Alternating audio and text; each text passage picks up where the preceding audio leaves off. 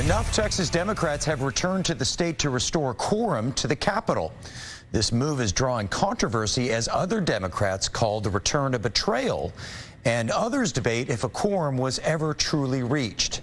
Here to talk about this is Ed Espinoza from Progress, Texas. And Ed, 3 Texas Democrats have returned to create this quorum in the Texas House, against the wishes of 47 other Democrats.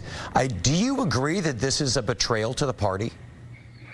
I think I agree that this is a complicated situation. You have a Texas Democratic House caucus that has been through a lot in the past 6 to 8 weeks, and that they've had the quorum break at the end of the regular legislative session, and then the quorum break that killed the first special session.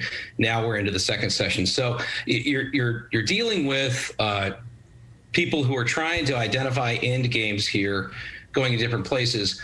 But there's one thing important to remember in all this, is that there is an anti-voter bill looming over the legislative session, and Democrats succeeded in killing that bill twice.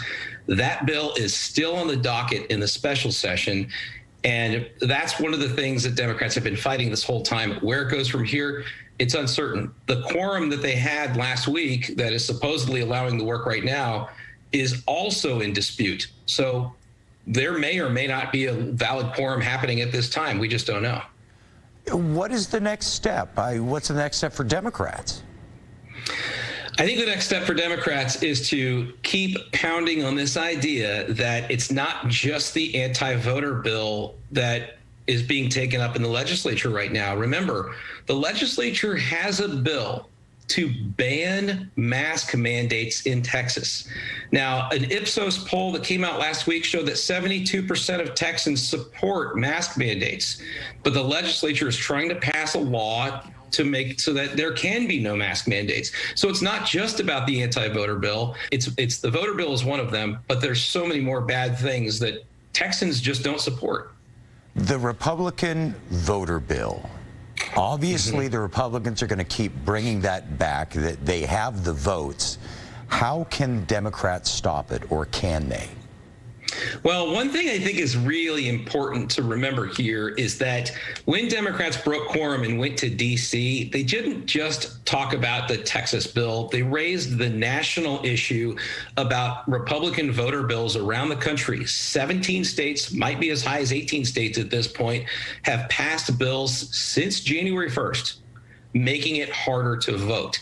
And so federal legislation could be coming down the hatch that could provide some support, provide some cover to stop these bills. The other thing that can be done here in Texas is that if you live in the state and you care about these issues, you need to call your legislator. You need to show up to the legislature and do something that's called dropping a card. When you drop a card, that means you register for or against the bill. You can go in the building and do it. You can do it outside the building on your laptop. And real quickly, when the Democrats flew or went to D.C. and we saw those pictures of people not wearing masks in the airplane, and then there was an outbreak of COVID amongst that group.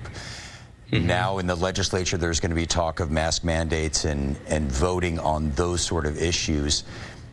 Did that hurt the credibility of the Democrats with those pictures and then the subsequent COVID cases? Well, look, I think that was June. We were at a different time back then. The Delta variant had not spiraled up just yet. Should they have worn masks? Well, sure. But those of us who are vaccinated, and I'm one of them, did not see these rates going as high as they were. Now, if they were to get on that plane again today, I think the case would be much different. But look, the thing about this virus is that there have been waves, and it has changed, and it is unpredictable, and it's going to continue to be that way. So that's another reason that we do need to have mask mandates, and we do need to focus on COVID response in this state that is based in science. Okay, well, there's going to be a lot of things to talk about in these special sessions. All right, Ed Espinoza, thank you very much for joining us. We appreciate it.